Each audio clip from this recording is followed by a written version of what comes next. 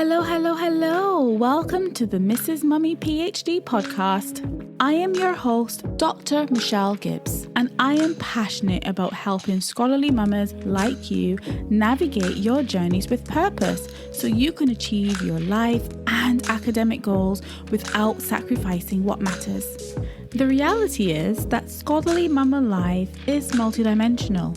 We're scholars, yes, but we're also mothers, wives, and so much more, with whole lives outside of academia.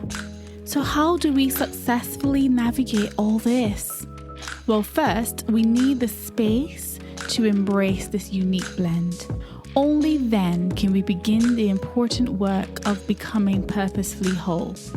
And part of my own purposeful work is to create a space for us as scholarly mamas to grow, to reflect, and to become everything that we were meant to be. So, mama, are you in? Fabulous. Let's begin. These are our journeys of becoming.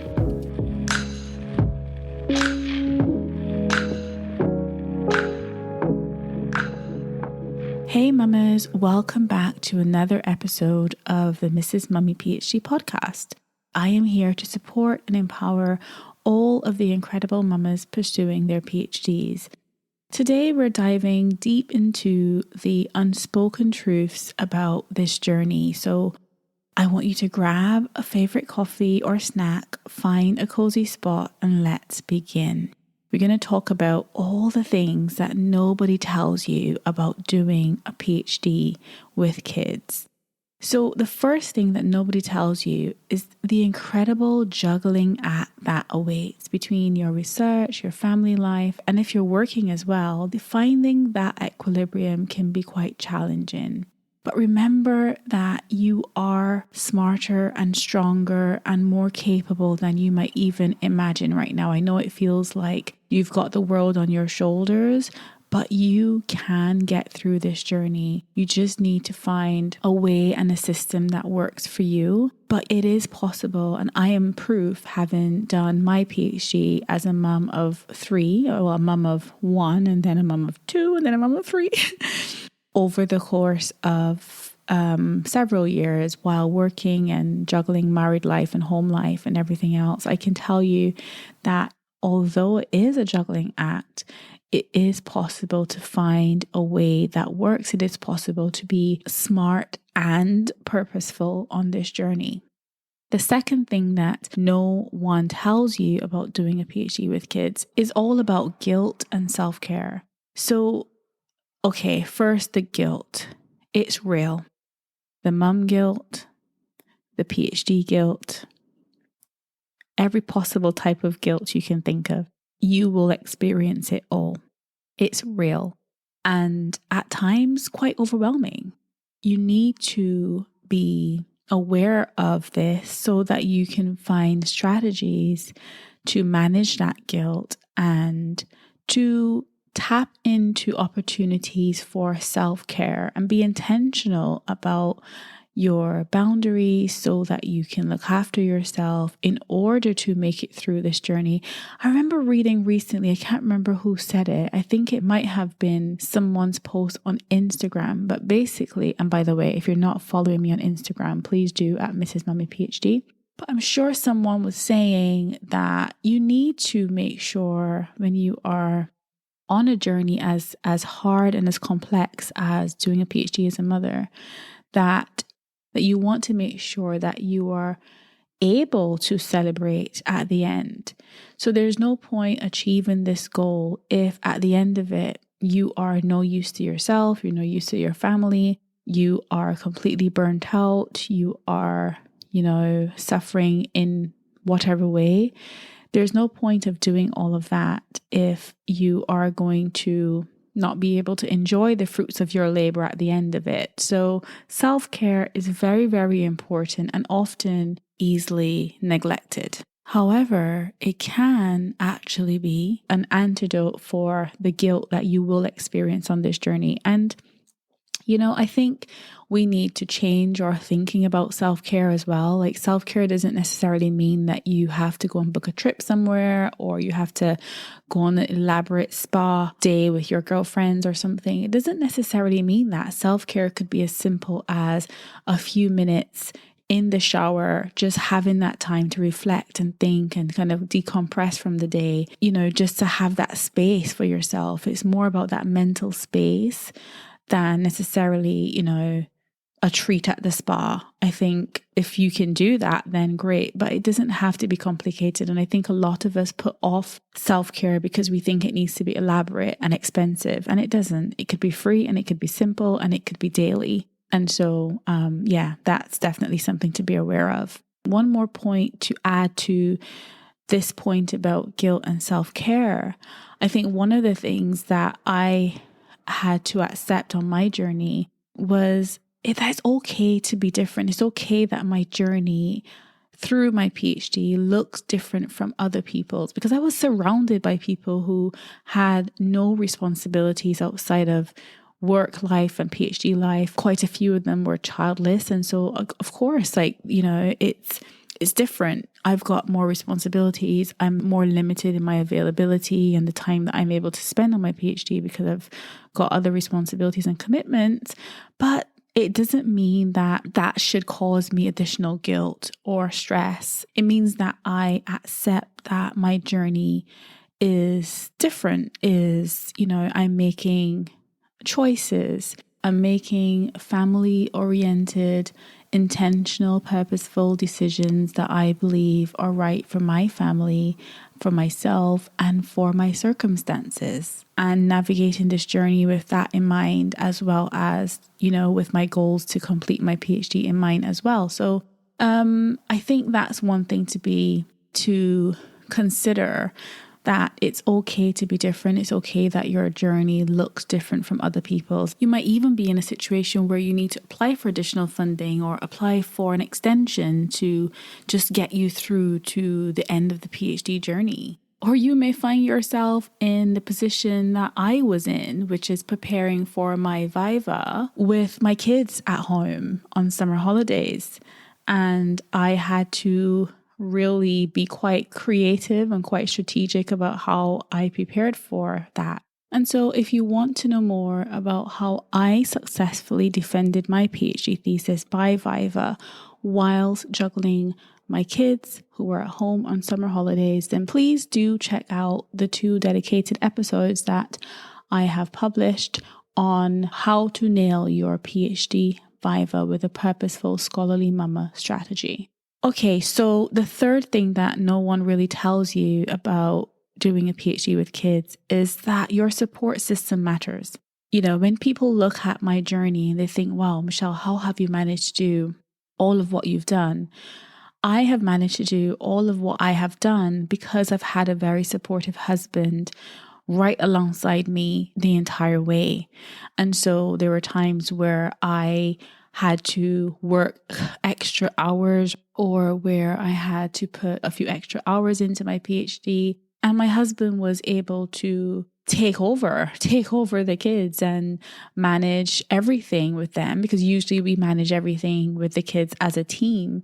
But part of being a team is also knowing when you need to step in and step up and to support the other person. And my husband has also done some studying during the course of our marriage. And when he was doing that, I was the one supporting him and making sure that he did as well as he possibly could in his journey by being the one picking up the slack. And so when it was my turn to do my PhD, he did exactly the same for me. There were times where I had to wake up early to get some work done, and he would just, because, it's quite hard sometimes, especially in the winter, to be waking up early, and he would wake up with me just so that I wasn't by myself, or he would look after the kids so that I could get some extra sleep, or he would put the kids to bed because I'm in London a bit later than I wanted to be, because I was doing patient recruitment and running around to various hospitals and clinics and things. And so I think the point is that having a support system does make the journey so much easier and more manageable as a scholarly mama. it's important to build a strong support network and make sure that you've got some kind of support in place to get you through this journey. And I think I mentioned in my previous episode that sometimes that village and that support system doesn't look the way that you thought it would look. In some cases, you may have to pay for extra childcare, or you may have to pay for extra help at home to get things done and to keep everything afloat. And so I think that while it is important to make sure you do have that support system, it's also important to recognize that that may look different for different people. And so just to be aware of that. Okay, so the fourth thing that no one tells you when you are doing a PhD with kids is that time management becomes an art form. It literally becomes an art form when you're a mother doing a PhD. And I think that time is a lot more limited because you've got extra commitments, you've got extra responsibilities on your shoulders. It becomes such a precious commodity. And I remember having this conversation with my colleagues, as I was going through my PhD, and some of them would say like, how are you able to do your PhD and manage, with your kids and everything? And I said to them, well, the truth of the matter is I know that my time is very limited. And so it just helps me to be a lot more productive during the time I do have available. And I think that one of the things that helps with that productivity is having a plan. And I think that having a plan for your time is very, very important, mainly because a lot of times things take twice as long as we think they will.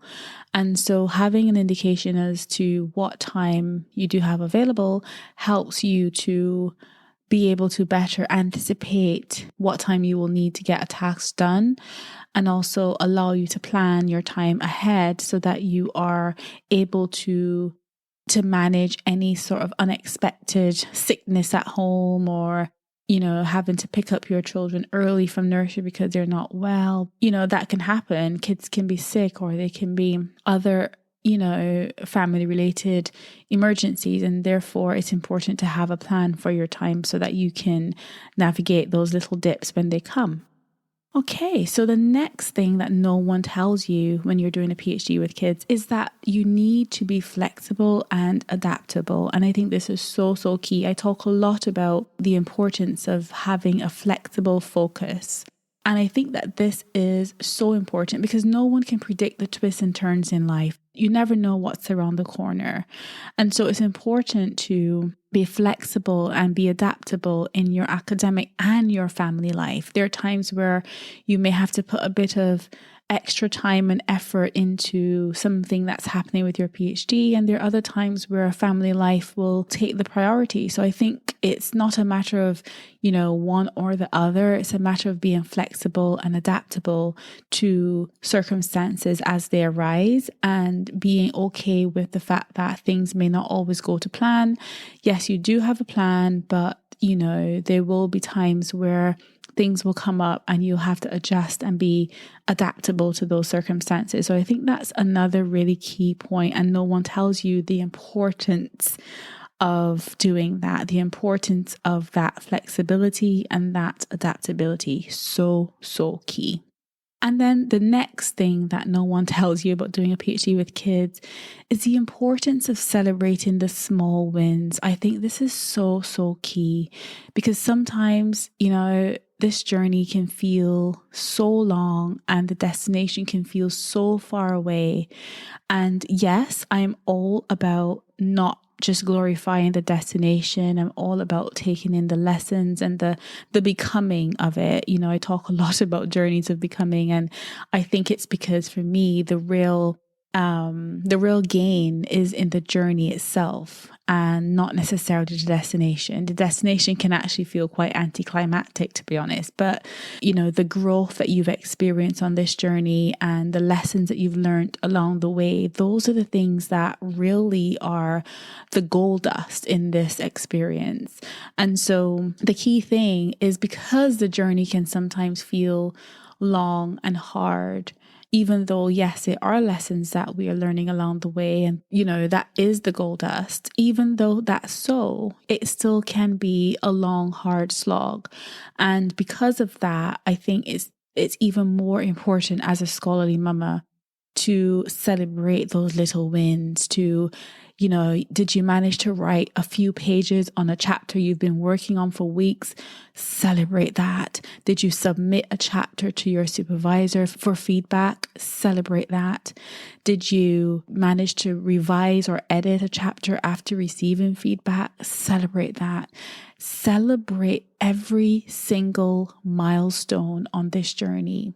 You deserve, after all that you're juggling, after everything that you have had to endure on this journey, you deserve to be celebrated. And if no one's going to celebrate you, mama, you celebrate you. You celebrate how far you have come on this journey. And one of the things that I realized on this journey, being as long as it and as hard as it was, is that you will want to give up often. There are many times that you will just want to throw in the towel and say, you know what, I don't even need this PhD anymore. And it's in those times that it's really crucial that you reflect and appreciate and celebrate those little wins, especially in those long, dark moments when all you want to do is give up.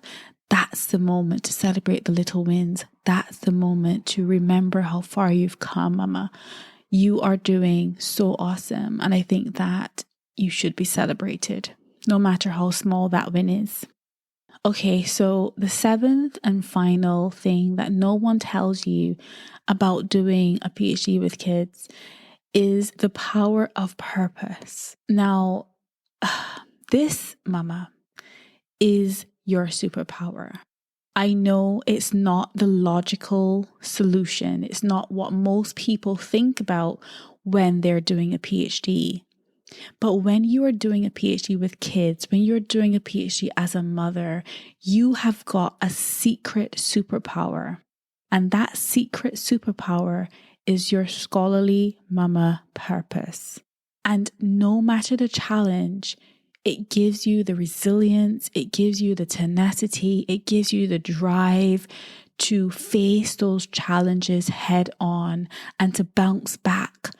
It's a hallmark of the scholarly mama. And this, my friend, is your secret weapon. This is the way that no one else is talking about. This is the secret sauce, mama. This is the secret sauce. And so this is actually one of the things that I will be going much deeper on inside of Scholarly Mamas. Mama, if you are tired of being on the verge of burnout, of just feeling like this struggle is too much, feeling overwhelmed, feeling guilt-ridden, feeling on the verge of quitting, Mama, Scholarly Mamas is for you. This is where we go deeper into the secret sauce of how you can survive, and not just survive, but thrive on this journey. Come and join Scholarly Mamas. You can join the waitlist. I will leave a link in the show notes, and you can be part of an amazing new experience that will give you all of the tools and the strategies to navigate this journey with purpose and to turn your struggle into your purposeful journeys of becoming.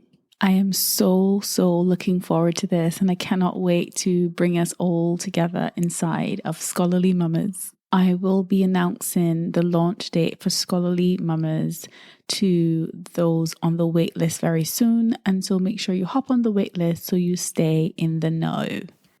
And so there you have it, mamas. Those are the 7 things that nobody tells you about doing a PhD as a mom.